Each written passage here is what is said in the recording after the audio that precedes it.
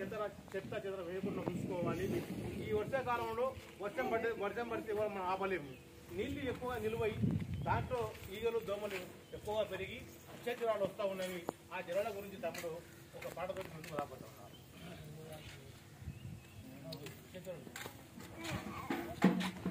అందుకే అమ్మారా మనం చిన్న చిన్న జాగ్రత్తలు పాటిస్తే పాడు డెంగ్యూ ఆ పెద్దమ్మ చిన్నతనంలో ఈ చికెన్ గున్యా మలేరియా టైఫాయిడ్ అనే జ్వరాలు లేకుండే. మరి ఈ రోజు ఎందుకు వస్తూ ఉందంటే వాతావరణం పొల్యూషన్ అయిపోయింది, అంతా భూమి కలుషితం అయిపోతూ ఉంది, ఊరు పెరుగుతుంది, జనాభా పెరుగుతూ ఉంది. కాబట్టి మనం కూడా మారాలి. వెనకట్లెక్కనే ఉంటుంది కాదు, మనం కూడా మారాలి. మరి ఈగల వల్ల దోమల వల్ల అనేక రకాల రోగాలు వస్తాయి. మరి డెంగ్యూ జ్వరం వచ్చిందంటే ప్లేట్లెట్స్ పడిపోయి ప్రాణం పోయే పరిస్థితి వస్తుంది. లక్షలు ఖర్చు పెట్టినా బతకపో చూడ.